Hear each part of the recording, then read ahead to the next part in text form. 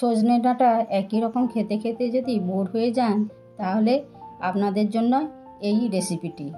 নমস্কার বন্ধুরা, আজকে আপনাদের জন্য নিয়ে এসেছি সজনে চিংড়ির সর্ষে পোস্ত। এখানে আমি চিংড়ি মাছগুলো ভেজে রেখেছি, আলুগুলোকেও লম্বা লম্বা কেটে ভেজে রেখেছি, আর বেটে নিয়েছি সর্ষে পোস্ত আর একটা কাঁচা লঙ্কা। সজনে ডাঁটাগুলোকে আমি ভালো করে ছাল ছাড়িয়ে ধুয়ে পরিষ্কার করে রেখেছি। এবার আমি কড়াইতে তেল দিলাম, আর তেলটা গরম হতে দিয়ে দিলাম কালো জিরেটা সুগন্ধ উঠতে আমি দিয়ে দিলাম পেঁয়াজ কাটাগুলোকে আমি ভালো করে লাল লাল করে ভেজে নেব। আমার প্রায় লাল লাল করে ভাজা হয়ে গেছে। এবার দিয়ে দিলাম রসুন কুচি, এগুলোকেও একটু তেলে নেড়ে নেব।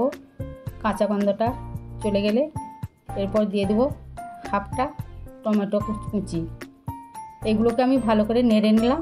দিয়ে দিলাম একটু লবণ যাতে টমেটোটা তাড়াতাড়ি গলে যায়। এবার এগুলোকে আমি ভালো করে নেড়ে নিয়ে একটু ঢাকা দিয়ে দিলাম টমেটোটা তাড়াতাড়ি গলার জন্য। ঢাকা খুলে দেখলাম সুন্দর টমেটোগুলো গলেও আসছে।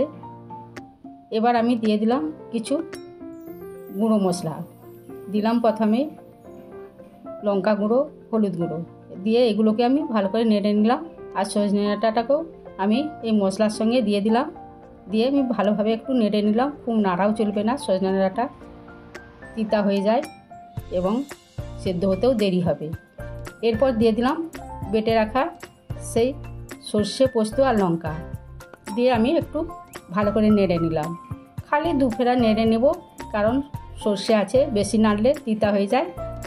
এবার আমি বেটে রাখা জলটাও দিয়ে দিলাম, তারপর দিয়ে দিলাম হাফ বাটি জল, যাতে সজনে ডাঁটাগুলো সুন্দর সিদ্ধ হবে। আর ভেজে রাখা আলুগুলো দিয়ে দিলাম। পুরানো বন্ধুদের জন্য রইল ভালোবাসা, আর নতুন বন্ধুদের জন্য রইল সাবস্ক্রাইব করার অনুরোধ। ফুটে উঠলেই এবার আমি দিয়ে দেবো চিংড়ি মাছগুলো।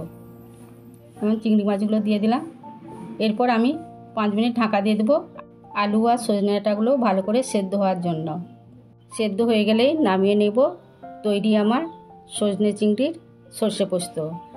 এটিকে ভাতের সঙ্গে খাবেন, খুবই অসাধারণ লাগে। নিজে খাবেন, অপরকেও খাওয়াবেন। ভিডিওটি ভালো লাগলে লাইক, কমেন্ট, শেয়ার করবেন। সুস্থ থাকুন, ভালো থাকুন। দেখা হচ্ছে পরের ভিডিওতে।